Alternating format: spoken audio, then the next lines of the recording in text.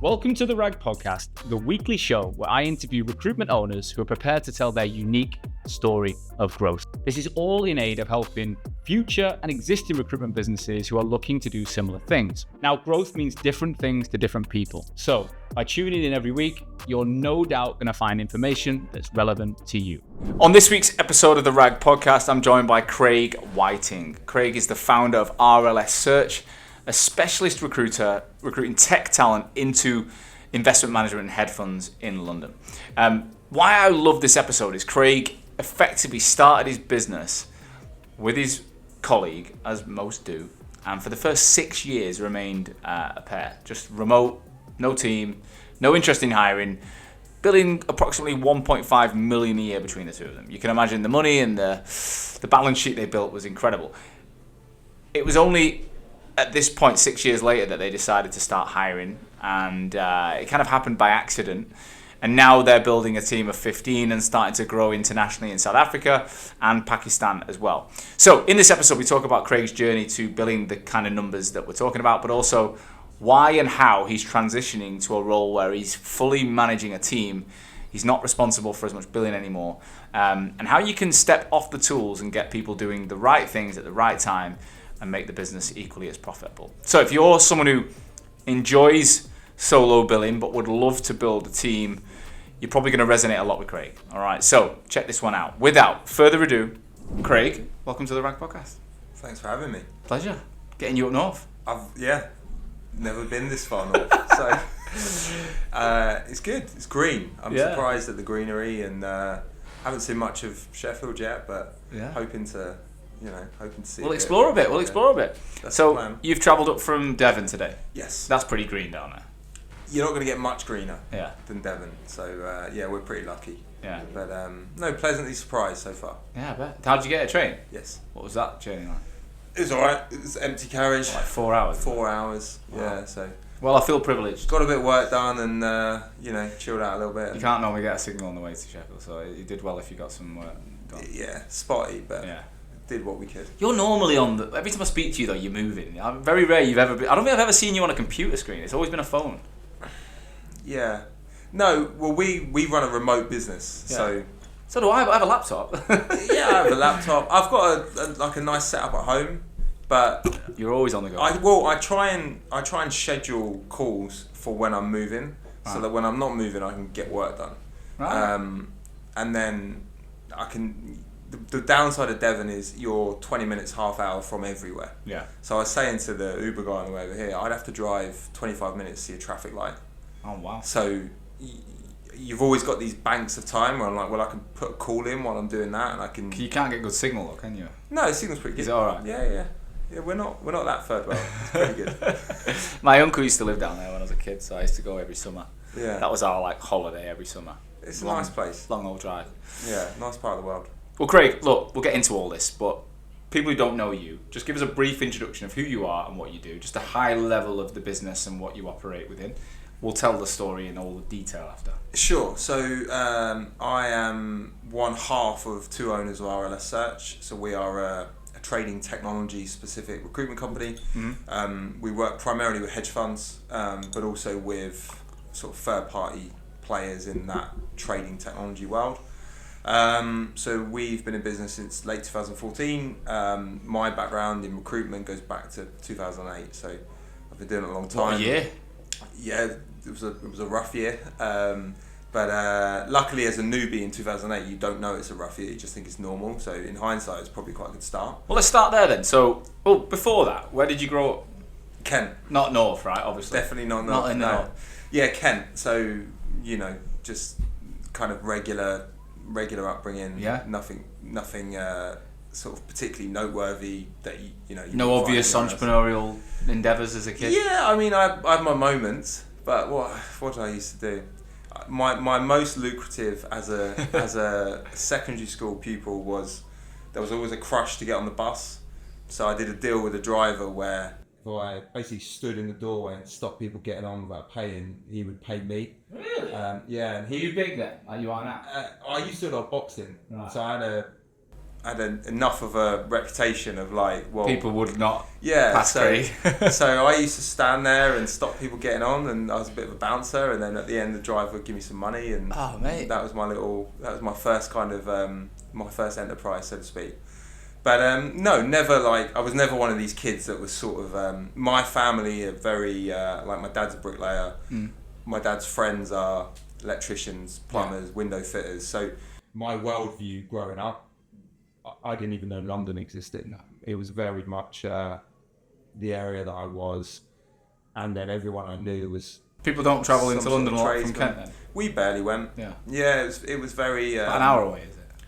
Depending on where that's in Kent. It was far enough, hour, but far enough that like my mum used to try and like drag us up there, and she'd be like, "This is Fenchurch Street," and we'd be like, "Oh, don't care." So yeah, never really. It was never like a big entrepreneurial thing. But kind of the same as everyone else. Like at some point, I got to a point where I want to earn some money. So what recruitment? Didn't you get straight in after uni? Or am I making that up? Yeah, so I worked for Enterprise Rent-A-Car for a week, fresh out of uni. I got missold a management trainee program by a mate of mine who was doing it for a referral fee, basically. So my first week, I'm there ready to be a manager, and you know, I was basically renting cars and cleaning cars, and I was like, "Is this?" Where's that in Kent? I was in Orpington. Yeah, that's near. It's not far from. I was in Crystal Palace when I bought a house in London. It's not that far. It's like Bromley, isn't it? Yeah, exactly. Yeah. So I drive up there every morning. Yeah. It's like 8 till 6. Basically renting cars, and I was like, I've got a degree, like I worked quite hard to get a decent degree, all this sort of stuff, like there must be something more. But I remember there was a guy, so enterprises sort of serve, their USP is they pick you up. So rather than you got to get someone to drop you off to pick your car up or whatever, they used to send someone like me, and you go out and you wait for someone. So I had to go, it was a Friday afternoon, I always remember it, I was waiting at Sidcup train station. And this guy got off the train from London, and he must have been a couple of years older than me. I was 21, and he just looked like he kind of had it put together, sort of thing. In my kind of 21-year-old eyes at the time, he had a nice suit on, and I got chatting to him in the car as I was driving him to pick the rental up, and he was sort of like, "I'm going away for the weekend with the missus," and I said, "Oh, what do you do?" And he worked in a bank or something like that. But he's just a young guy. But that when I was driving home, it was like the last sort of thing of the day, and then I was thinking, why am I not doing something like that? Like, shouldn't I be in London? And there must be more. I knew I wanted something more. I just didn't really know what I wanted. And then that was it. I quit, went home, went online, applied for a job with S3, and then they introduced me to like all the brands, done all the interviews.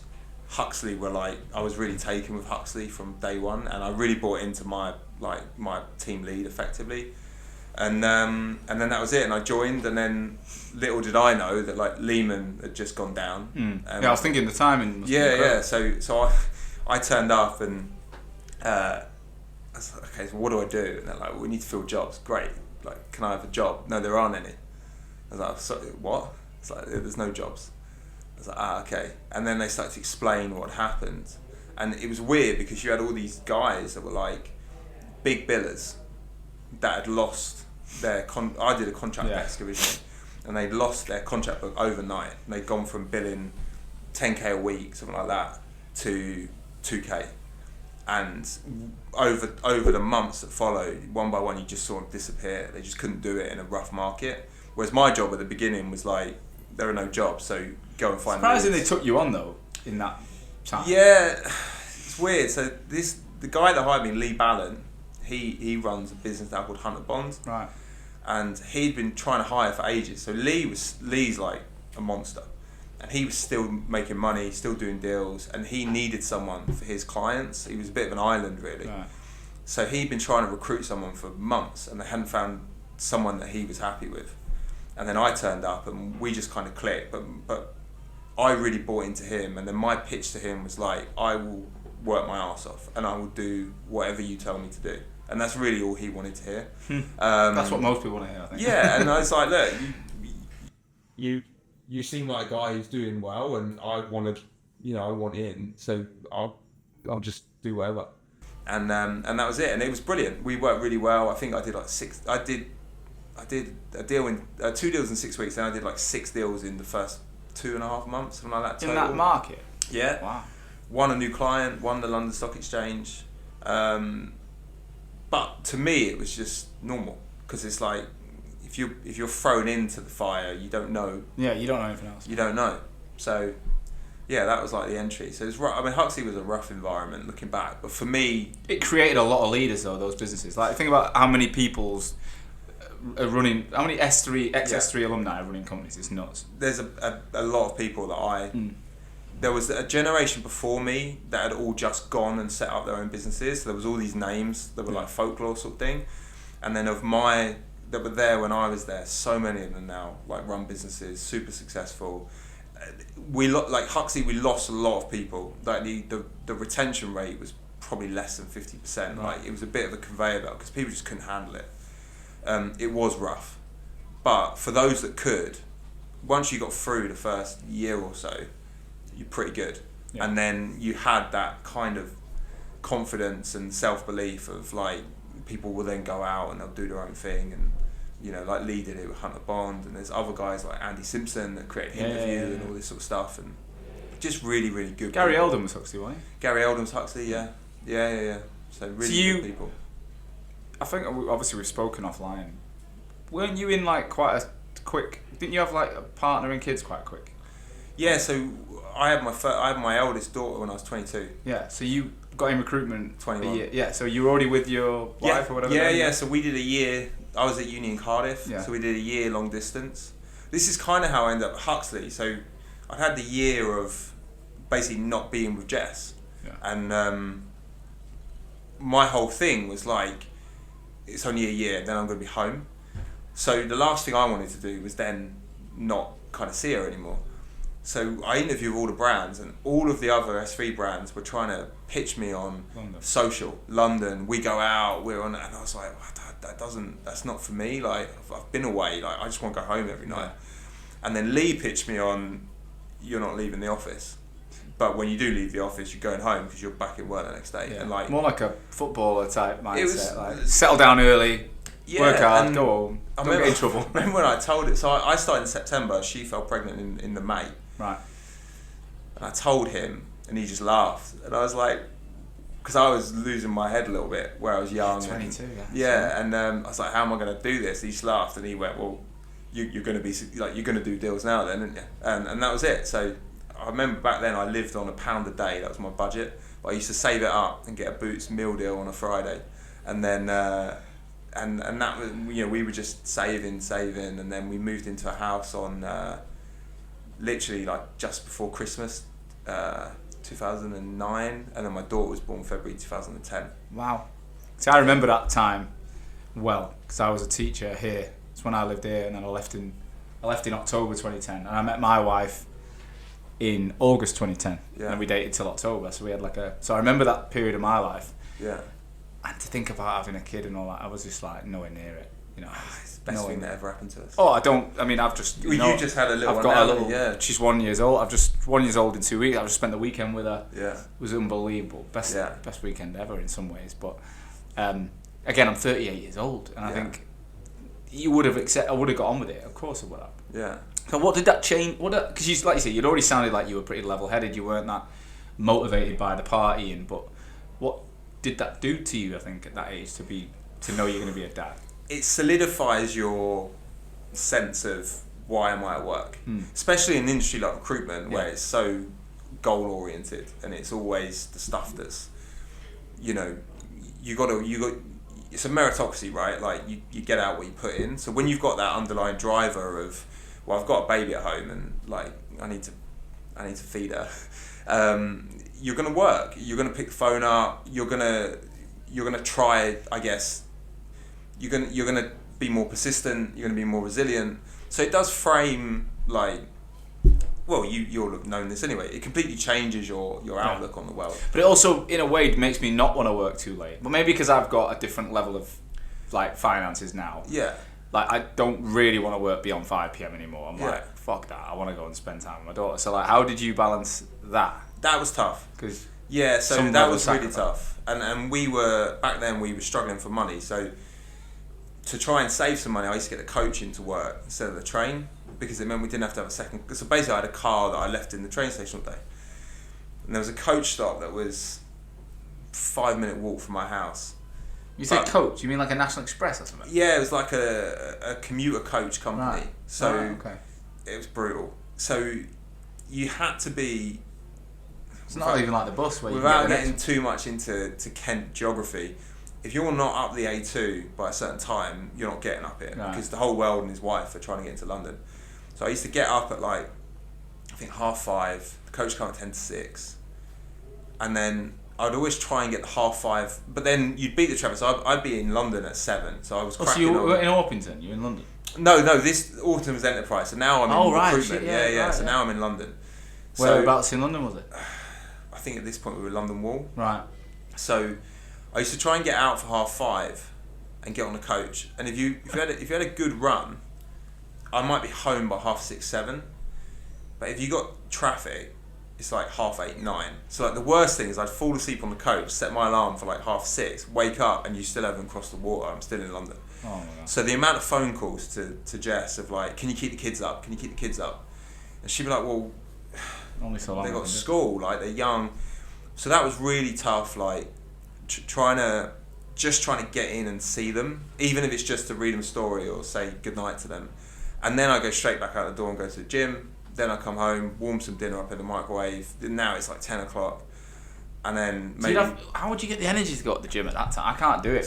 Just desire to do it. Yeah, I started boxing when I was 11, so I can't remember a time where I haven't trained 4 or 5 times a week. Yeah. It's just like breathing at this point. But it caused a lot of issues internally, like domestically, because she's amazing. Like Jess was the one originally that said, like sack Enterprise off and go into recruitment, and she was the one originally with RLS where she was like, leave London, and like she's been the helping you, the support of it all. But there were times where she's like, I'm basically a single mum, like Monday to Friday, and it didn't help on a Saturday. I'd go off to rugby for like 6-7 hours on the Saturday, and invariably end up in hospital, and and with some sort of concussion or whatever, and then the Sunday would be a write-off, and then you'd be back in it again. So it's a pretty when you're in it you don't feel it, but looking back, like there's an element of you got to do what you got to do. How many kids have you got now? 3. And what are their ages now?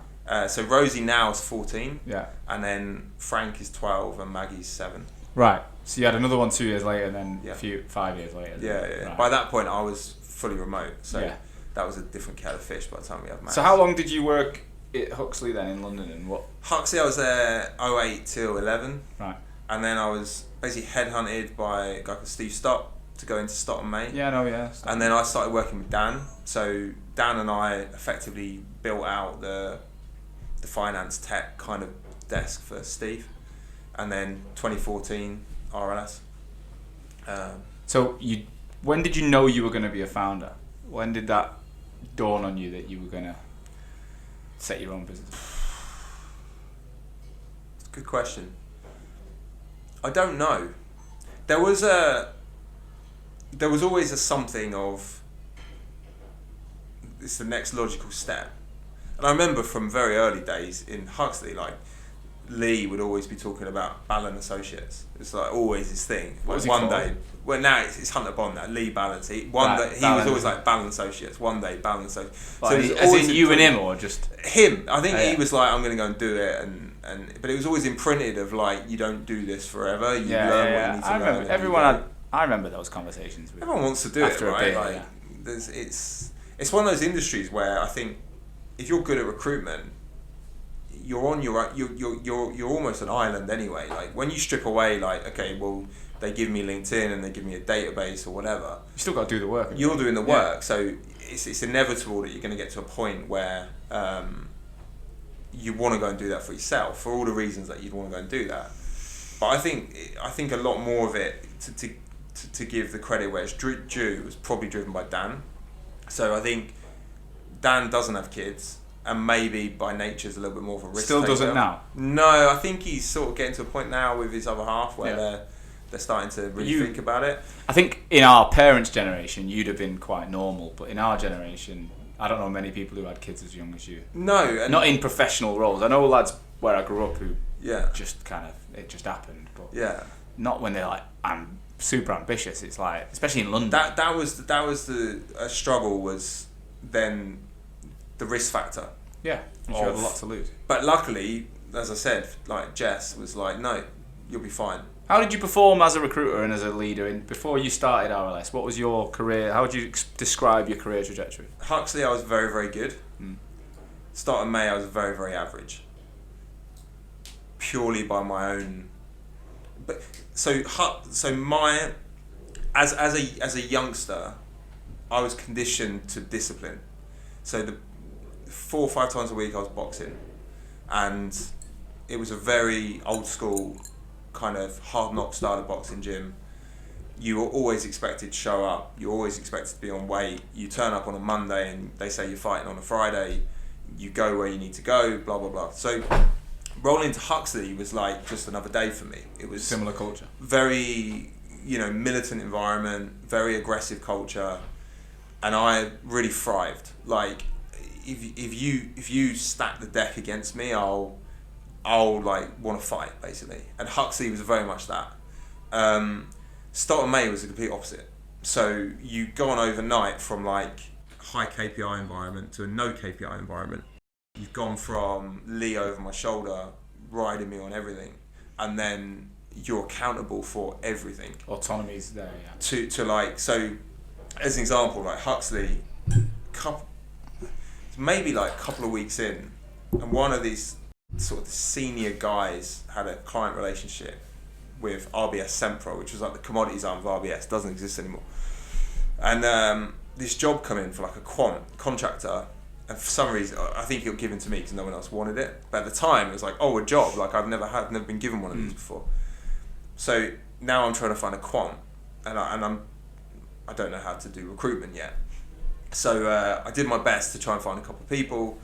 And Huxley then was huge, so you used to call each other, you wouldn't be able to talk across the desk. So this guy's phoned me and he's like, can you come up to my desk? I want to go through these CVs. So I'm thinking, they might be alright, like we'll see what's happening. And then I've walked up, and in front of this big bank of like perm recruiters, I didn't really know any of them.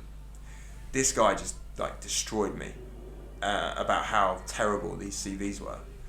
And I had no understanding of why. Like he didn't give me reasons. He just basically said, I will never give you a job in one of my clients again. So I'd wandered back, kind of hoping that Lee might sort of stick up for me or whatever. And he just looked at me, shook his head, and then looked away.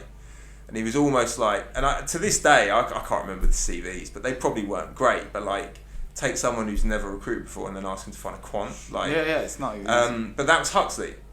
So you learn pretty quickly, everything has to be... I can see why people won't stay in that, though. I kind of like that. Yeah. Because a lot of people wouldn't like that. Start of May, I love Steve Stott. Like, awesome guy. But at that time in my life, being 24, I didn't have the maturity to be given that level of autonomy. Yeah. To go to an environment where, like, no one was really monitoring anything. It was all on your shoulders, and they were working on the assumption that I was turning up as like Huxley top biller. Yeah. I think they assumed that I would come in and just be successful. And I did as well, to be fair. But I got a bit lazy, and then I fell into the standard recruiter trap of seeing other people be more successful and then going, oh, they've got an easy market. Yeah. Or finding excuses. This is hard, or I'm doing it. And the bottom line of all of it is I just wasn't putting anywhere near the same amount of work in as I was with Huxley.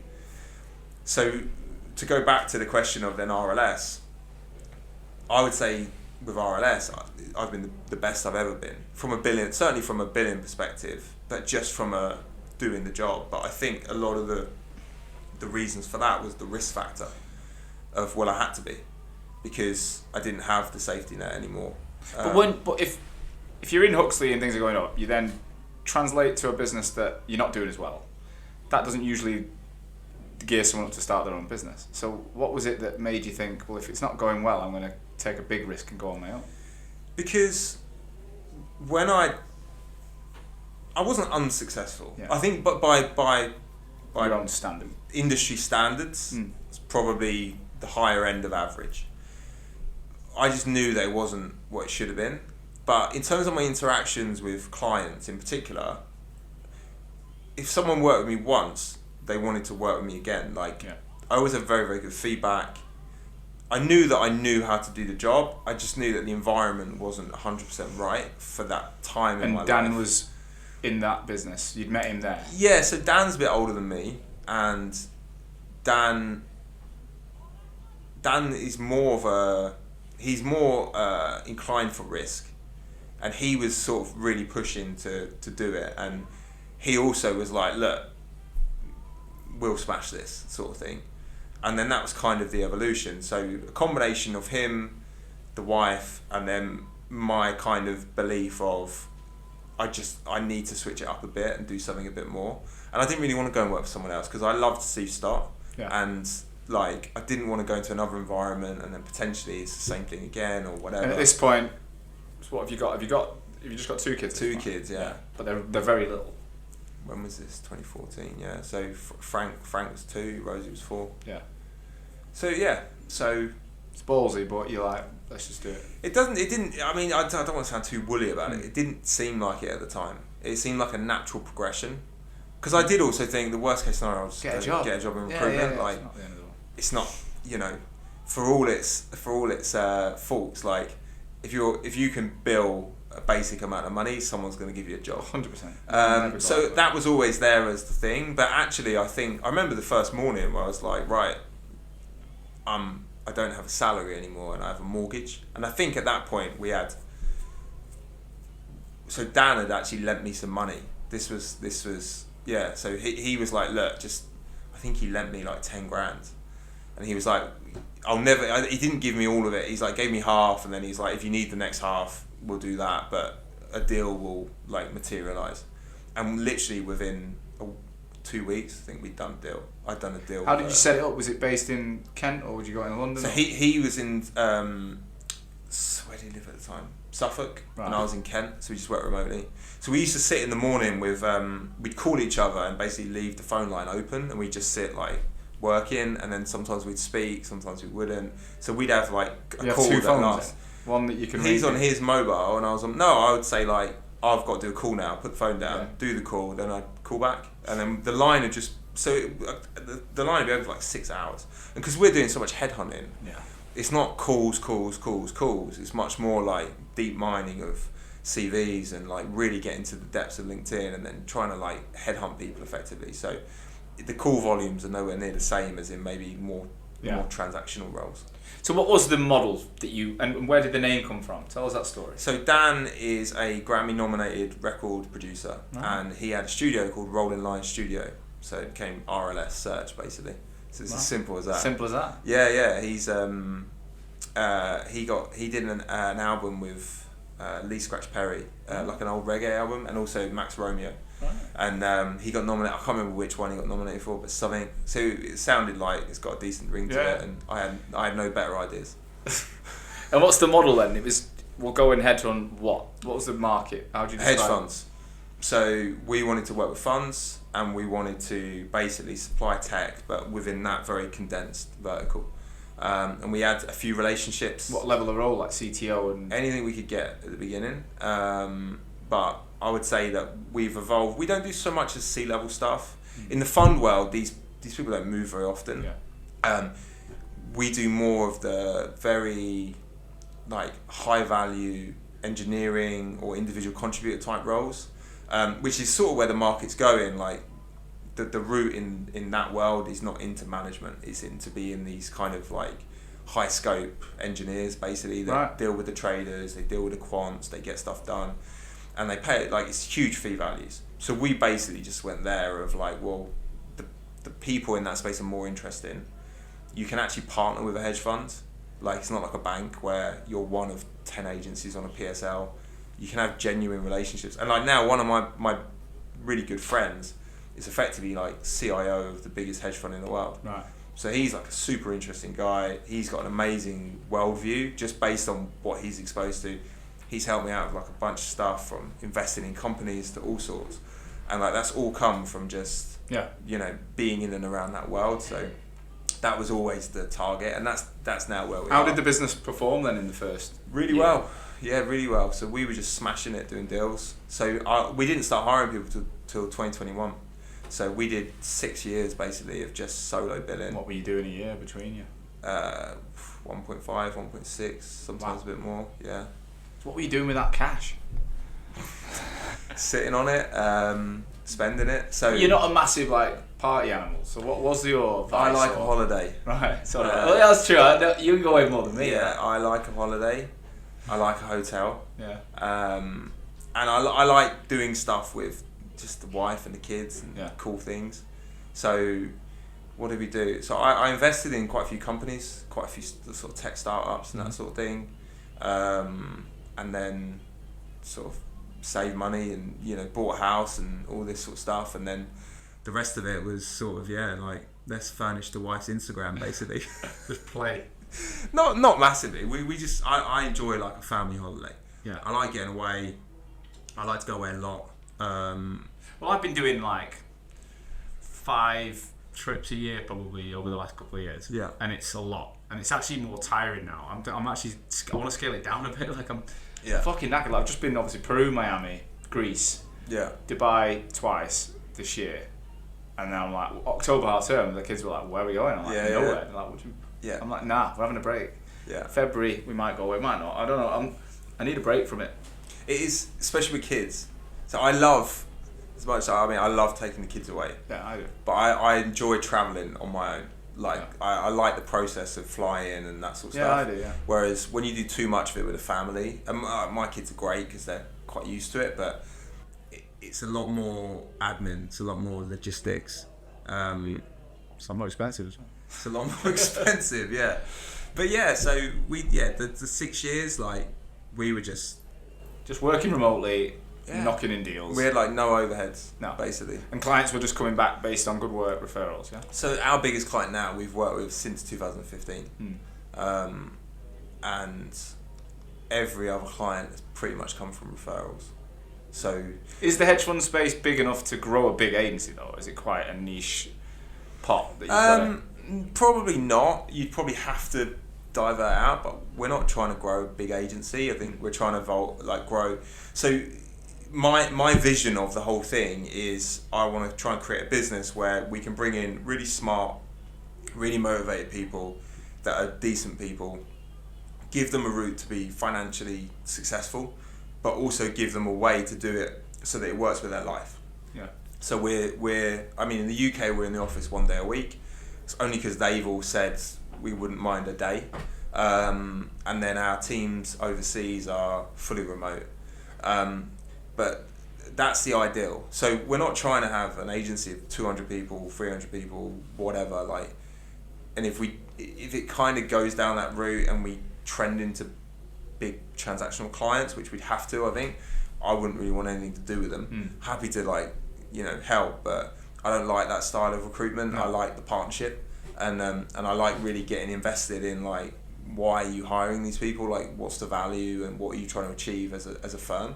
And the buy side is perfect for that, because if you've got the knowledge base to have those conversations, that's quite rare in the industry. So they'll keep you close, Because they get phoned by idiots who don't own anything every 5 years. Yeah, and I think with a lot of our main clients now, we're at a point where they'll give us a line as to like what they want. It'll just be, I need this. Yeah. And that's enough. We don't need any more information than that. And they like the fact that we don't need it. Yeah, because it's win-win. We know the team, we know the culture, we've placed pretty much everyone. It's fast, it's, we win, they win. Yeah. So it's a great space. It's not an easy space, but it's for me, it's perfect in terms of what I want to get out of it. A message from today's episode sponsor, Untapped. Untapped are the market leader and go-to agency for finding and hiring elite offshore talent into the UK, US and Australian-based recruitment agency market. Now, I don't partner with sponsors I don't believe in myself. Untapped are someone I've personally used to build the team at Huxley, and it's been a game changer. No one else we've worked with can compete with both the quality of the network and the time to hire, and the impact they've had on our business has been insane. From hiring, from consulting, from advice, they're a premium team that you can trust, and you're guaranteed to access a network of top-tier international talent that could be right for your business. Look, they interview over 3,000 candidates and put them through a 4-stage interview online every single month, and they only represent the top 1%. So you're going to get a thorough service at speed. So if you're looking at international hiring where you're looking at getting up to 70% less in terms of cost for equivalent UK member of staff in both recruitment and back office roles, then it's a complete no-brainer. All right, you're going to love it. So they are currently showing a waiting list for their next cohort of hiring, and it's almost full. If you'd like to join the waiting list, then click on the link in the show notes and take it from there. Good luck. So what made you change after 6 years then? So you've gone, at this point you've got your third kid, right? Yeah. Why not just keep smashing that out? I ask myself that every day. 1 minute you're making 1.5 million. Yeah, so a few things happened. So it's ironic actually. So end of 2020, Dan basically came to me and was like, "Are we never going to hire people?" And I said, "No. I don't want to hire people. I'm very happy as we are. No interest." And he's like, "Fine. If that's the case, I'm going to move to Italy because I don't see the point of being in Suffolk. You've got no kids. Blah blah blah." I was like, "How about it? Like, I'm going to come out and stay." Yeah. This was maybe autumn 2020. He moved in November. February 21, we hired someone in. This is the pandemic Devon. time. Yeah. So there's a guy who's awesome. Where were you living in Kent? No, Devon. We moved to Devon in 2018. Right. So one night we were at the local gym, and the guy who owns the gym, I think we were watching the rugby or something, and there was a few guys there, and I got sat next to this young kid I kind of knew, but at the time he was like 19, and we got chatting, and I was like, "What are you doing with your life?" sort of thing. And he said, "Well, I've basically had to shelve my uni because of COVID, so they've deferred me a year. But I don't really want to go." So I was like, "Well, why are you going?" He said, "Well, I just want to do something. Like, there's not much opportunity in Devon for youngsters if you don't want to be a farmer or work in tourism."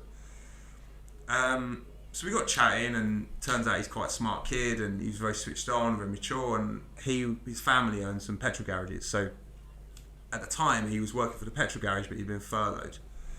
So I said, "Look, why don't you come and do a few months with us before you go to uni? If you choose to go to uni at that point, good for you. If you choose to go back to the petrol garage, good for you. You might make some money. We won't pay your salary because you got furloughed, but we could do with it. Like, we got a lot of work." And that was basically it. Did you get any bonus? Could you even pay the bonus? Well, he just said, "We'll pay you commission on deals. Yeah. So if you do a deal, we'll pay you." And we worked out like a commission structure that's pretty generous. And so he would come to mine in the morning. We'd do like a 1-hour training session, and then I'd send him off back to his house. And then he basically was like fully remote day one. And then it was the three of us. And he absolutely smashed it and sort of gave us like the confidence of actually this might be viable. And he wasn't too much of a pain in the ass. And then it evolved into then we got a couple more, and then we got a little office, and then we got a few more, and then it kind of became what it is. So it was very organic. There was never like a line in the sand of now we're going to hire people. That is weird though, to say he's move away and then you do it. He was furious. So what made you go to Devon? Because that's a bit I missed out of the story. So 2018 you got to Devon. Why would you leave Kent for Devon? She always went there as a kid. Right. And she was always banging on about it. It was never really viable. And then 2014, we went for a week, and I loved it. And it was sort of imprinted in the mind. And then 2018. So it's basically the slightly longer story is her family has always gone to Devon, and it was her granddad's thing of like, I'm going to move. And he always found a reason not to move. And then he finally got to a point where he was like, I'm going to move. And then he got sick, and then he died. And it was like really quick. He got like sepsis, and it just got out of hand like quite quickly.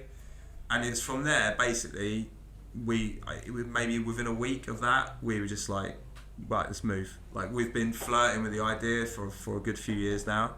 So I think we lost him in the February. In the April, we offered on a house. Wow. What about did you have family that saw your kids and things? Yeah. Was that difficult? Political. I bet. It's a long journey, isn't it? From Kent to oh god, 3-4 hours? Yeah, 4-5 hours. It can be a lot worse. Yeah. My parents have a bit of a rough time with me because if I'm doing something, then I'm doing it. Yeah. I'm not the most interested in like other people's opinions. So it was like, we're moving and we bought a house and see you later. When are you going? As soon as we can. We left kind of all of it. So we went down, we didn't know anyone, and we went down and luckily like found a great area and found great friends. And you were going remote in a day that most people weren't though. What was that? Did you find like the setup and the tech and everything was so different back then? No, it was like, because I was still in the coach mode. So anything that got me home, I got to a point where I resented recruitment. Like I resented the industry because I was equating it with I don't see my kids. Yeah. So I didn't see them. Like, I remember when, like for example, 2019, I'm in London with my ex, and I remember saying to Ammo like, maybe do a day from home a week, and his face was just like, why?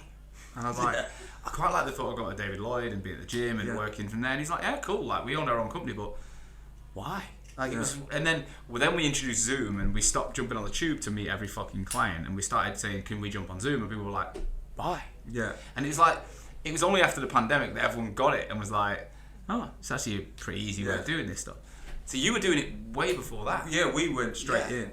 I think remote working is hard because you can't externalize your motivation. You've got to be very disciplined and very motivated, and you rely on yourself to do it. If I tried to do it leaving Huxley, having my experience at Start May, I'd have failed miserably. But coming out of Start May, of having not been great, and I'd like to think I hold myself to quite high standards, so I was disappointed in myself. Yeah. And then I think having had that experience, it had given me the sort of kick up the arse again of like, you need to be on this, and if you're going to do it, like you got to go all in. Yeah. But yeah, I mean, tech wise, we didn't use anything. We didn't use Zoom. We had phone nothing. We just a phone. We had a LinkedIn Recruiter Lite each, so it's like 70 quid a month, and that was it. Phone and a computer, and I think. Did you use a CRM? No, we didn't have a CRM for years. Wow. We didn't have one. Yeah. Everything was just like Spreadsheets. bits of paper, spreadsheets. It was the most like back of a fag packet business. But I know loads of people. Doing, I've interviewed people like that do say the same thing, and it's just like, you'll get it done, right? Yeah, you get it done. I think the big changes we've made more recently is we started hiring people in to do a lot of the operational, administrative, finance type things. Because after years of like, oh, we'll just do that later, or do that, we finally accepted like we're terrible at stuff like that. But yeah, the remote, I mean, for me it was brilliant because life kind of, like I take the kids to school. Yeah, I mean, things like that. I personally have realised, like, I love days like today where I'm around people like you and energy, but I can't have that every day. Yeah. Like, I actually like to go, I'm on Zoom, see you later, and then have 15-20 minutes to myself, or go and see my daughter, and then I don't need loads of questions all the time. It fucks my head up if I'm honest. Yeah. When I'm in an office with people all day and I'm constantly like, Sean, I'm like, when am I going to get anything done? Yeah. Whereas I feel like remote, I can, but not everyone's like that. It suits me. And I built a business around it. Amma's the same, the team are the same. Yeah. No one knows any different. Everyone's happy with it. Yeah, I like to work in like blocks of time. So we do things like in the business, like fire modes, where we do like, basically everyone starts the day with a 2-hour fire mode of like no phone, nothing open. You just do the things that you need to do. So like I do mine basically every morning from sort of 6 till 8 or 7 till 9. What do you get done in fire mode? I search a job because I still like doing recruitment, but I don't have a lot of time to do it. So I normally take like quite a high value role, and I just get really into like just working the job basically. Still? Yeah, I love it. Yeah, I'm one of those weird people that really enjoys the actual job itself. Trying to find something. But I don't, like most of my days now are just like training. I'm training people a lot. How big's the team now? In the UK, there's 4. South Africa, there's almost 6, soon to be 6. Pakistan's 3, and then we've got more starters coming next month. So we've got analyze 14, 15. Yeah. So it's similar to me. Mine's in South Africa, UK, Portugal, and Philippines. Something like that. So I completely empathise with that. So you've gone from never hiring to now quite quick growth. How has your role changed then through that journey over the last few years? It's been very. Obviously, hindsight's 2020, right? But I think I went about it the wrong way at the beginning.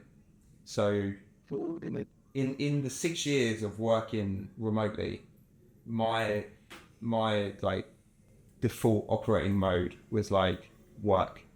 So I'd be downstairs in my little office at like 7:30, and I'd work till 5:30. I might stop for lunch or whatever for 20 minutes, but it was all about like just work. And I think I made some mistakes early on of expecting everyone else to work the same as me, which doesn't, and it doesn't work. So we had some people come in that then left again. Some of it was like that these people are not right, they're bad hires. Some of it was they just couldn't handle it.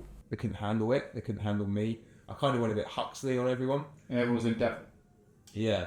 So it's led to we've got 4 awesome recruiters, really, really good. But if I was going to do it again, I'd probably have been a bit more flexible.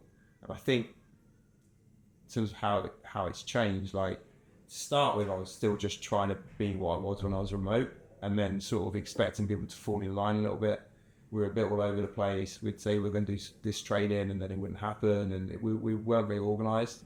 As it's evolved, I think my role's become much more training, leadership, being more strategic, looking on more of a kind of quarterly and half-yearly kind of basis, rather than just what jobs am I working right now, which I think has been, I found it quite difficult.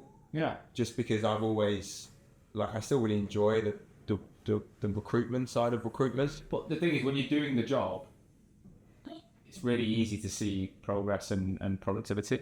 Yeah. But when your job is just to make sure that people are doing stuff, it's very different. It's just a different job. Like and it's not, I still find it hard. Yeah. To not be the doer of everything. Like, this is something that Dan and I talk about a lot. Yeah. Because I want to control everything. I'm the same. And I want to take everything on.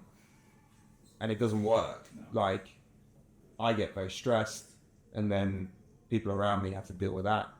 And what we've done, certainly this year, and there's been a lot of change in the business this year, but my role is distilled down a lot more into just doing like recruitment related tasks. So training people in how to be better at recruitment, dealing with clients, helping the guys win more clients, still working jobs, and effectively anything that is outside of that world, I just don't do it. I don't touch it. It's handled by other people. And that's been massively helpful because it's actually given me a lot more time back, which has been... So what's a day like, or a week plan like? Have you got like a structure as to how you set your day up? Yeah, so I tend to work to like weekly targets of what I want to get out of it, and they'll normally be centered around like actually working a job. So I'll be doing things I need to do. Training sessions that I want to do with the guys, depending on where they're at. So the stuff that happens in the UK with those guys is very different than the stuff that happens in South Africa. And obviously you've got the battle of being in the room and out of it. And then a lot of the other stuff we do is looking more strategically at like how we can start to incorporate technology into what we're doing. So this is what a lot of our Pakistan team do, is they're not recruiters, they're all effectively like tech guys, software guys, that sort of thing. So looking at how we can incorporate different things in terms of like tech capability, and then what we can do from more of a macro perspective in terms of like pushing the business forward in that regard. So there's like 3 tiers. The last bit I had to put more operational, and then this training, and this recruitment, and then meshed in is all the client stuff. So I tend to look after like the vast majority of our real key clients. Certain relationships, yeah. What does Dan do? So Dan basically looks after like all the ops, all the finance stuff. he looks after the logistics of all the offshore teams. Is he still recruit? No, he's not hands-on doing the actual job anymore, and then he does new business as well. So he's doing a lot of like just outreach in terms of speaking to people. And we both have big networks, so a lot of it's just keeping in touch with people that we've worked with in the past and that sort of thing. So he's generating a lot of like new traction clients. And then I guess my side of the fence is probably more there once that's in, make sure it gets properly delivered to. How have you found the South African resource? Awesome. Yeah, we love the same. Yeah, brilliant. I'd highly recommend it. Yeah, just And the delivery, are they doing all that? just delivery at the moment.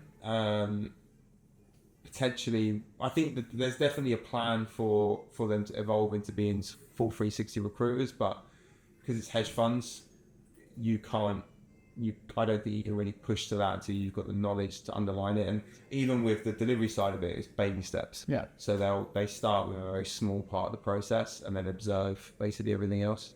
And then we gradually just bleed them like more and more of the responsibility. That's something I want to talk about. This training is something me and you've spoken quite a lot about, and we're both quite passionate about the fact that I think there's a big gap in this industry when it comes to training. Like the way we were probably trained isn't fit for everyone in 2024.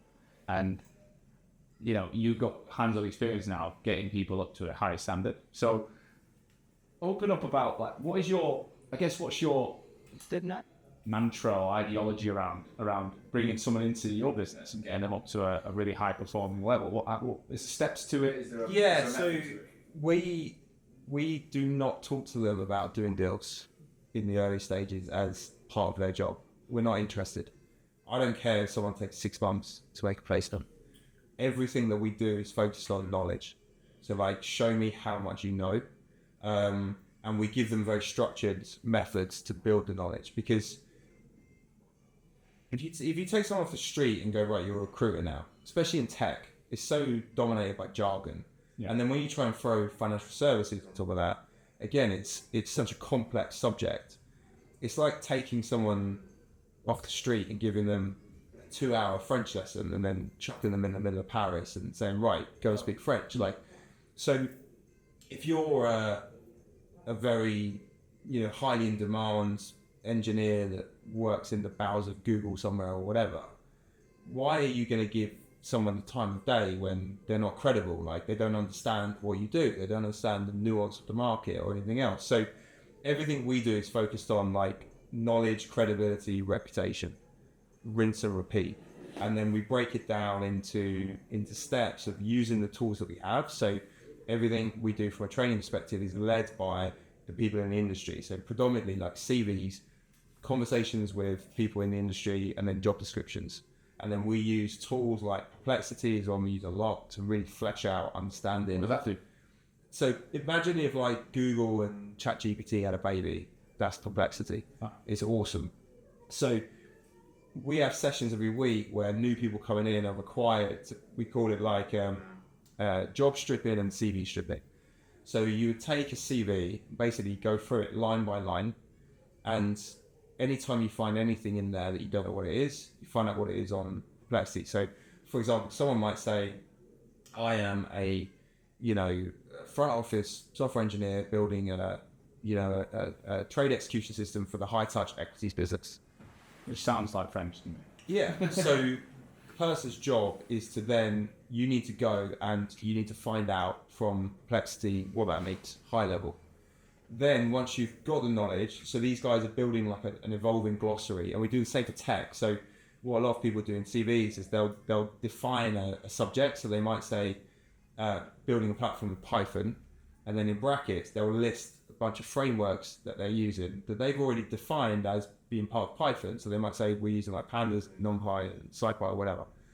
So again, they've done the work for you. You don't need to learn what that is, but you need to make the link of like the association. What parts? So we build these glossaries of terms where we're led by them, so we can make groupings of technology disciplines, trading disciplines, etc. We then kind of build search strings around that, and then when they speak to people, they have to engage them in a conversation about things they talked about on CV that they don't understand. So they would then learn about what, say, high touch equities is, they'll get a high level answer. Then when they're on the phone to that person, they need to say, my understanding of like high touch equities is this, like, where am I at? Can you give me any help? Like, I'm trying to get better at my job, basically. So we're trying to push them as much as possible, just build knowledge, become credible, like get to a point in 6 months where someone can say to you, yeah, I do this, and this, and you know what it means, and take the deals out of it. Like, focus on being exceptional. What are you looking for in that period of time to know that they will do deals eventually? Someone could just be a really knowledgeable guy. Just to go back on this, to a story from my background. So I remember when I hired a guy, still in recruitment, called Michael Kelly. I think he listens to the show. Ex-golfer. And he's from Yorkshire. He makes me sound like a southern lad. He comes into our office in London, and on the same day, my business partner, Emma, had hired another lad from the south who was super bright, the most polished kid I've ever seen get a recruitment job. Like, anyway, so we did tell us about the market. Go away and find out. The second day, you got to present to us about the market. So this kid was called Jake, mine was called Mike. Jake's presentation was like a fucking management consultant. It was phenomenal. I mean, his explanation of change and transformation of the retail sector he was going to recruit. He knew things. I was like, that would have took me months. Helliards, my guy, was literally written on a piece of paper, and it was pretty shit. Yeah. But I guarantee you, I said, my guy's going to be your guy. I can tell mine's a recruiter, and yours thinks he's a management consultant. He's going to be underwhelmed when he realises what the job is. And 3 months later, he's not there, and my guy's still in recruitment now. So I guess there was an element of just understanding the sell that I was looking for. So I was still all about knowledge and credibility, but there was something, I don't really know if I can put more words on it.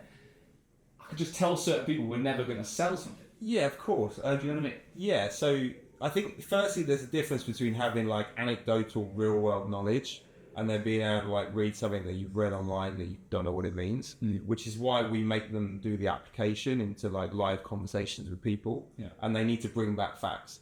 So we have a concept of like knowledge bubble. So we basically say to them like you're a bubble, and then everyone you speak to is their own bubble floating around you. Your job is to take a piece of knowledge from them that you don't know, that's related to the industry and whatever it might be, and then you have to go and give it to someone else, and then they'll give you something back, and then you go and give it to someone else. So you become a broker of knowledge. Yeah, I remember doing that without ever naming it. So conceptually, it's like it's a way to try and consistently be learning, but then also you're adding value to the people that you're talking to by giving them some knowledge about the market or whatever. It's never going to trump the fundamental skills that make a good recruiter, which is like work ethic, discipline, persistence, the ability to be persuasive, to have empathy. Like, I think empathy is probably the most important skill you can have in recruitment. So you've got to have it on that bedrock of like fundamentals. But then the difference of the management consultant type person and the person who's going to be successful in recruitment is probably more around desire to learn and to become more knowledgeable. Like, I'd imagine your guy probably kept working at it. Yeah, he was grafted, but this kid was like an academical. He just got. But that doesn't work in the real world, and you see that all the time with these people that are like PhD'd up to the eyeballs, and you know they're miles behind someone who, on paper, is far less educated because they don't have the wider fundamentals. But we also track we're still doing the job, so we're not a KPI driven company, but we track CVs out is our metric. So CVs out first interviews are the two things that we measure. So for me, CVs out is like in your indicator of effort, and then first interviews is your indicator of quality. So are they getting jobs, or are they using CVs out as a way to get jobs? No, so everything is off jobs that we already have. So to start with, they get kind of handheld through. So someone coming in South Africa will be partnered with a UK recruiter. Effectively, they work as almost like a recruitment assistant to that recruiter. So it's a great model. The beginning stage is like they get on the phone. So they'll do things like get availability from someone for an interview, remind someone that they've got an interview, chase someone on a CV, admin type things that are important, but the recruiter doesn't necessarily have to do it. So we try and get them on the phone as quickly as we can and get them seeing the process. And then in terms of actually working jobs, like they wouldn't touch a job certainly for the first week. The second week, they would start to look at something, but it would be much more drip fed in a sense of they're not going to be live on the phone to candidates really until the end of the second week. And then even that is just setting up a call for the recruiter. And then as time goes by, depending on how quickly they pick things up, they would be handed off like more and more of the process. So, they slowly but surely get more and more of the delivery side. When it comes to the business development side, how do you train that? Because that feels like, again, you and Dan have got the network, relationships. You did 6 years of fucking... You don't need to do it, to be honest with you. So how would it, if someone goes, hey, Craig, I've got a job, do you just divvy that out then? Yeah, so one of the ladies who works for us recently brought in a fund. So that's her client, and she's now in charge of that. But that came from, she'd worked with someone as a candidate about a year ago. She'd done a good job. They thought she was very credible. Yeah. They'd landed somewhere. They were struggling to fill some stuff. They came to her, and then we helped out in the process. So we're in a good position in a sense of the funds. If they could find people that will supply successfully to them, that they will just keep giving you work. And the market's a lot more stable in a sense of they're much more flexible in how they invest. So you don't get big layoffs. It's very rare. Yeah. Typically, they just keep growing. So we've never been in a position really in the last 9 years where we've needed jobs or we've needed clients. Do you track the consistency of jobs? Yeah. So we measure like all the data across jobs in how many jobs we need to work in total to do a deal, what the deal what the life cycle of the deal is relative to the value, how many CVs we're sending on average, how many to do a deal, how many interviews, how many CVs, how many calls do we need to be doing. So we know the ratios, but we're not the guys are aware of what they need to be doing, but the goal is not to enforce those ratios, it's to try and improve them. So if at the moment the CV to interview ratio, the interview to offer ratio is 3-to-1, how do we get that down to 1-to-1? That's where the focus of the progression is, rather than just enforcing numbers for the sake of numbers. Yeah.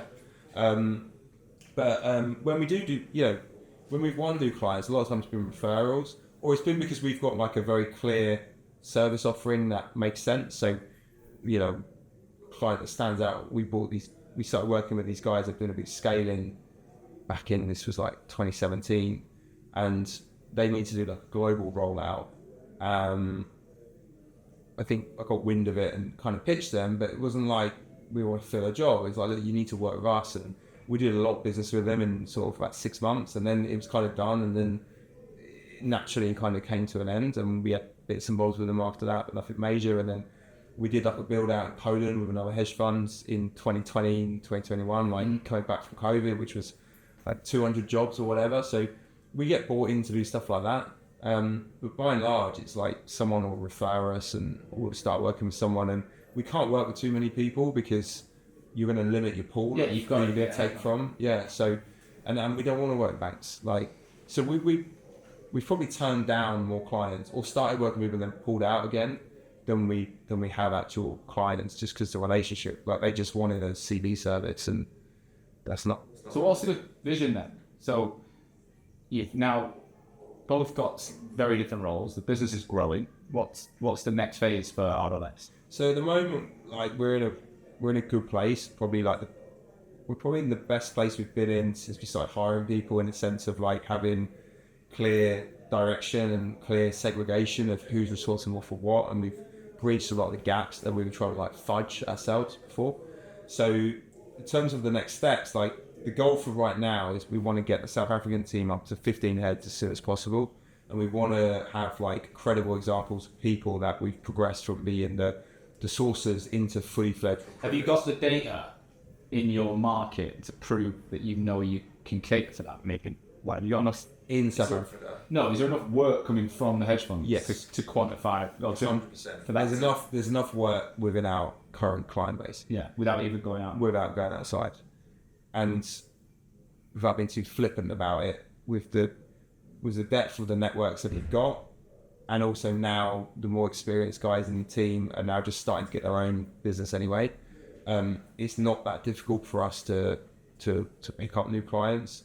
We're in those conversations all the time, but like more often than not, it's us saying that we don't have the bandwidth to actually support you.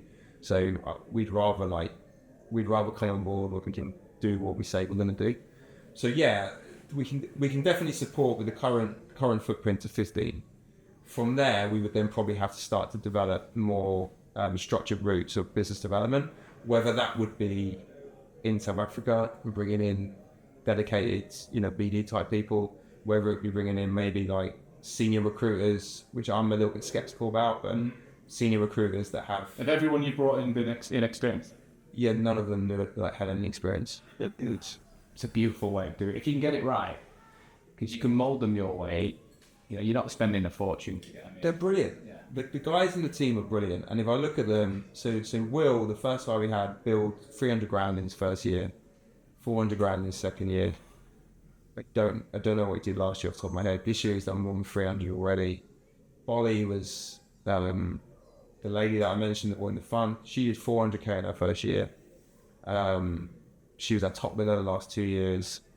But I get the satisfaction of like seeing their success far more now than anything related to myself. That's funny, isn't it? Because a couple of years ago you're like, and now you've gone the other way. Yeah, I think I had a mental association of having people with an anchor, and my whole thing coming out of London was like, I just want to be with my kids.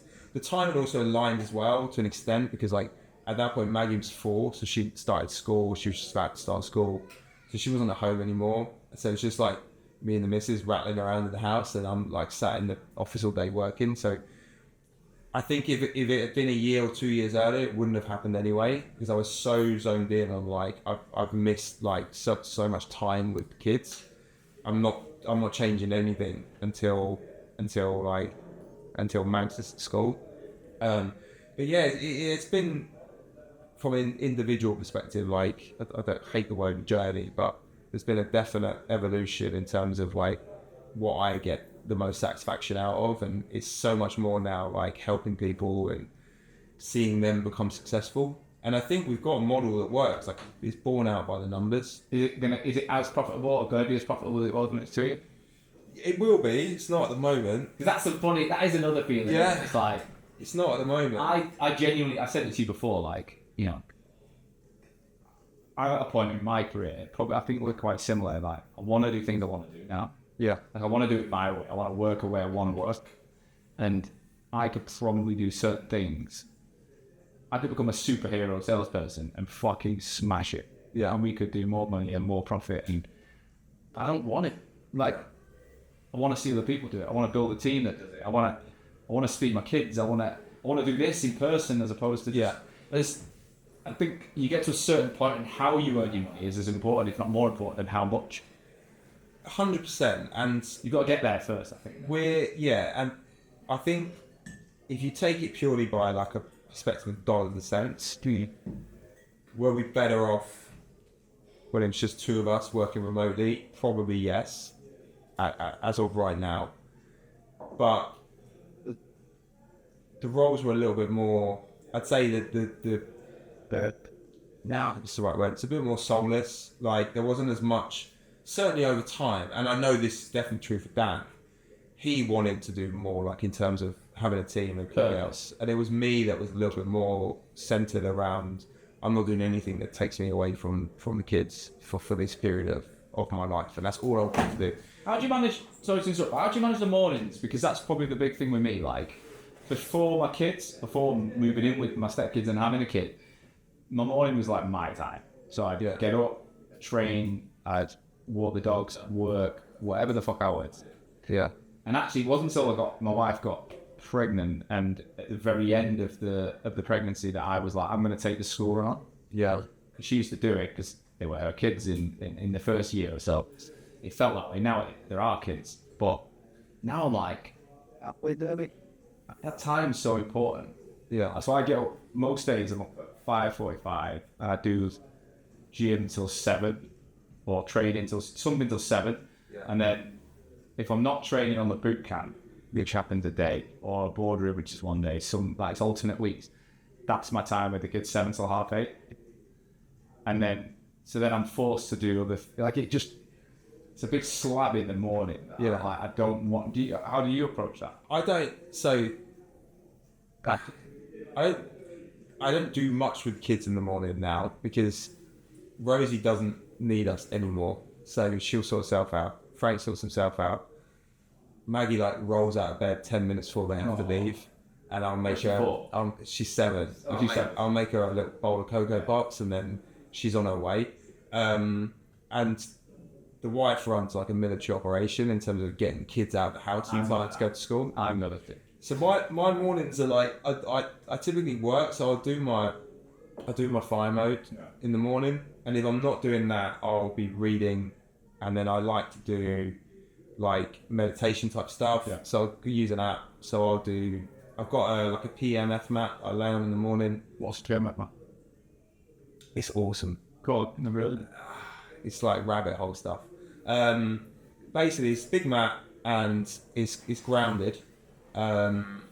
It's got infrared light in it, heats up, and it runs on different frequencies. So you can set it to like 4 different frequencies, and there's one which is called the bridge state, which basically is you get on it first thing in the morning, and it gently kind of brings you into being ready for the day sort of thing. So most mornings I'm on that first thing, and I normally use an app called Insight Timer, and then I'll play this kind of guy that I like to listen to. And then that's my kind of entry into the world every morning, and then normally I'll read.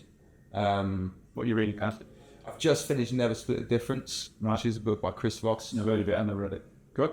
I highly recommend it. Yeah, I'm a big. It's very relevant actually to recruitment as well, because it's sort of the art of negotiation, successful negotiation. So I've literally just finished that, and I need to dive into the bookshelf. And I did a thing last year. Do you know Patrick Bet-David? Yeah. He's got this 100 books that you need to read. So I was like, right, I'm going to buy all of them and just work my way through. So You've got all the physical books? I've got all of them at home, in the bookshelf. I think so far I've read 42. It's pretty good. I've got that Headway app. Is it Headway? Yeah. I'm not enjoying it. There's no substitute for sitting and reading. And they're obviously they're condensed versions. Yeah. They're pretty. You don't get the guts of it. No. I tried one of them on the Headway, and it was meditations. You know, the Marcus Aurelius. No. So I got the guts of it from Headway, and then I was like, I'll read it now and see. Well, no, I wanted to compare them, and it's like night and day. Like meditations, unreal.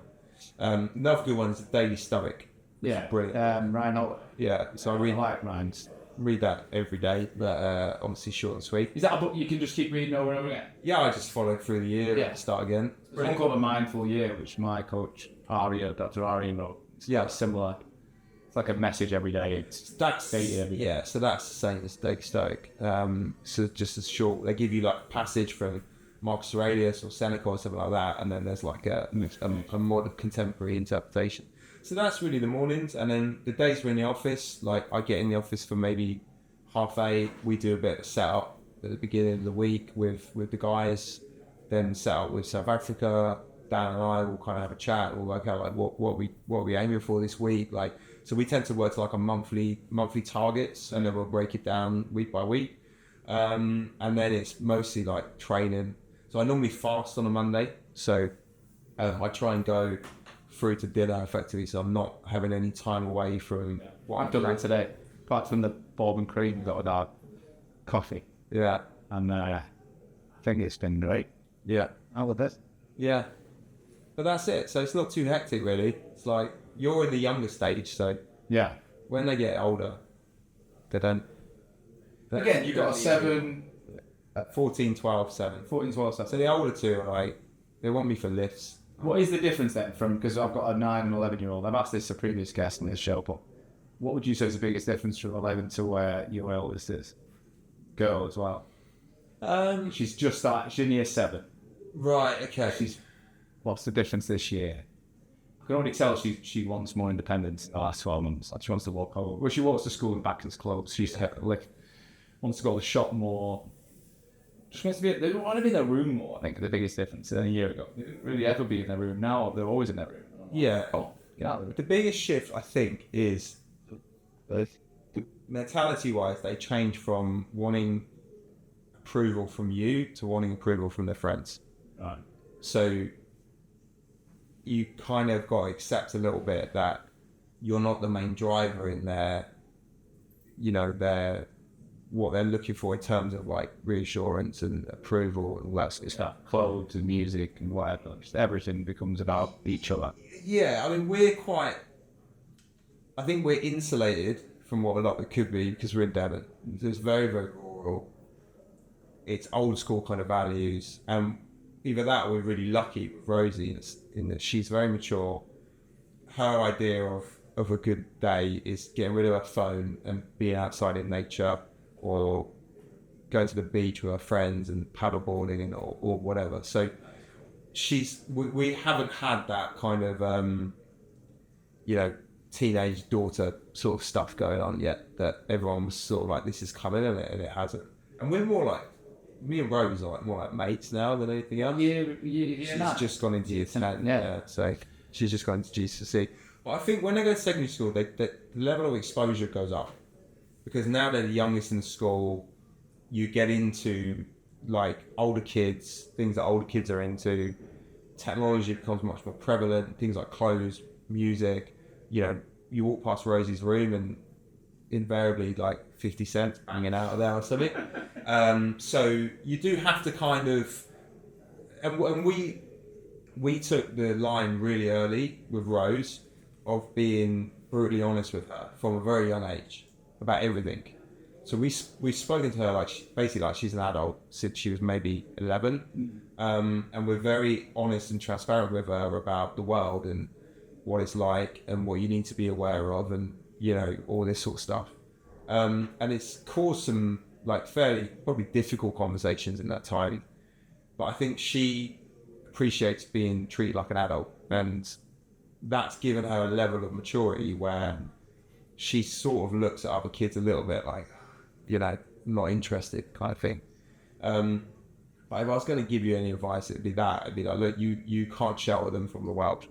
Like, there's no point rushing to turn the 50 Cent album off, because they're just going to go listen to it when you're not there anyway. So I think you've got to let them have what they need to have in terms of their own space, in the room, all that sort of stuff, and be more of a, I'm still here though when you need me. And actually the relationship probably evolves then more into one of like mutual, and they all my kids, but certainly the older two, know that like there are lines and they don't cross them, because they know they have a pretty good gig. Yeah. All the while they're towing the line sort of thing. So it's cool. I mean, I've got nothing bad to say about it. Like, yeah, and work's probably like a good, like it's helped a lot with that, because I am there a lot, and particularly in more recent years, like I've been there all the time, and I think we have a much better relationship as a result, and definitely wouldn't change it. Like, obviously that's the priority. I see my kids like every morning, every night, and I'm just like, come on, especially because they got their dads on the weekend as well. Yeah, it's like, Monday to. So how old are your older two? No, I have 11. So yeah, stepdaughter's 11. She's the one who's changing quick. He's still a bit. He's really flip-flopped between being a baby 1 minute and then he's proper like in your face, but he still loves a cuddle, and he's very like, he looks for approval a lot. She's just a bit more. She's great with the little one. Like, she's become like a second. Right. Yeah. She's going to a school here that is the strictest school in the country outside of privacy. It's not private, but it's right. They're in till 5. Every day. They can't talk in the corridors. At lunchtime, they can't scream or run. They have to be playing an organised game, or they have to stay calm. Yeah. They've got this like, we've got mad rules. It's not like a 6-year-old school, but she loves it. I think discipline is good. Yeah. Especially as young people. Obviously there's got to be a degree of balance, but like, I remember my school, it was very strict, it was very disciplined, but it was also like, if you're all right, you'll get treated all right, sort of thing. Yeah. And you learn that quite quickly, which is kind of how the world is. No, it works. You've got to be. Craig, I've got a question for you that I'm reading questions out from previous guests who are writing. So you're going to have to write one for a future guest, right? Jesus. This could be a tough question. What's one important truth that you believe in that very few people would know and possibly agree with you on in recruitment? Tough question. Jesus, that is a tough question. Why important truth? Something you believe in that people might not know or agree with you on. They might not agree. Yeah, they might not. You might be like a bit controversial. Be honest all the time, even if it's to your detriment. Like, lose the deal to maintain your integrity, because you'll then get 5 deals off the back of that. But I think that's one that people would all say they do agree, but won't show it in their behaviour. Do you know what I mean? I think people would want to. All say, "Oh yeah, yeah, of course," I'm but they always won't. honest, But they won't do it. Yeah. But I think if you're looking at it as a career, what do you have? Like, we don't have a product. We don't sell anything really, other than the ability to put someone in front of a company that can decide that they're going to go somewhere else. You've only got your reputation at the end of the day, and your knowledge base, and that's it. And it's a small world, right? So Yeah, it comes back. it's going to come back, and you're always going to get found out if you say something to a candidate that isn't true to get them over the line. They're going to turn up and realise it's not true, and then they're going to go, "This isn't right," and these guys told me this, and you're only going to damage your relationships. But I do think that particularly early doors, the endless focus on you have to do a deal at all costs, that's kind of bred into people a little bit, creates a little bit of a mentality where, particularly on the candidate side, people are seen as commodities. They're not seen as people. And like, at the end of the day, it's people's jobs and families, and it's important life decisions. So I think that if you can take a step back from "I have to do a deal," and this is less on the individuals and maybe more for leaders of businesses, and give people a little bit more of security and like, look, this is a long-term like, we're hiring you as a long-term investment. We still want you to be here in a year, 2 years, 3 years. We're more interested in you getting really good at the job than we are you just doing a deal really quickly. You might lose some of the mindset around like, do a deal at all costs. And I think if you can root yourself in, I'm going to be an honest broker in everything I can do, I'm going to add as much value as I can, and I'm going to protect my reputation, you're not going to go too far wrong. You'll lose the odd thing, but overall you'll win. Yeah, and like, talking about BD, like, a lot of people are on the hamster wheel of trying to find clients all the time. We don't ever have to find clients, but one of the reasons why is we're always honest, and we have like lost deals in the past, or we have said, look, don't think this is quite right for you for whatever reason, and we also do other things with our clients, like we'll only ever send a CV to one client at a time, so we don't play them off against each other. Whereas a lot of agencies will get one great profile and send them to like 5 or 6 Or 10,000. Yeah, or however they want to do it, right? So we don't do that, and that inevitably means that sometimes the guy that's interviewing with our client is also interviewing with someone else that we kind of work with anyway, and we lose the deal. But the value for the client that we're working with, when they know that we're honest brokers, we're not playing them off against someone else, means that we get repeat business. And that's more important, in my opinion, because it gets you off the hamster wheel, and then it gives you the freedom to really invest in making your people as good as they can be, rather than constantly having to worry about, well, where's the next job coming from? And I think long-term relationships are the best way to ensure that, and then that gives you foundations that you can grow from. So we can say, well, we want 15 people in South Africa by the end of Q1 next year, and we know we'll have the jobs because we know that we're not, like, our relationships with clients are deep, like, we're not going to lose them. They're very secure, so it's forecastable. Whereas if it was on the other side of the fence of like, well, hopefully we can win enough clients, and then you win some and you hire some people, but then you lose a couple of other clients, and then now you've got too many people, and now they need to do BD all of a sudden, and I don't think in that route you'll fully set yourself up to be like successful, or as successful as you could be. Yeah, makes sense. Craig, we're gonna have to wrap it up. What an episode! Thanks so much for your time. Really appreciate it. If anyone wants to reach out and just ask questions, because you've touched on some really interesting topics here, is it okay to message you on LinkedIn? Yeah. LinkedIn's best place. Yeah. Top man. We're gonna get you on in the future. We're gonna see how this South African and Pakistan regions grow and how the business evolves. I'm sure it'll be exciting. Sounds good. Top man.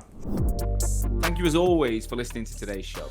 I truly hope that you got value from it. Honestly, it's the only reason I take time every week to ensure that my audience, you guys, future and existing recruitment owners, you're learning from each other to make this industry that I love so much stronger. And today's episode is brought to you by my business, Huxley Co. I'm the CEO and founder, and we're on a mission to help brand recruitment agencies and their people better. I want to help people have the tools to stand out in the most competitive markets in the world.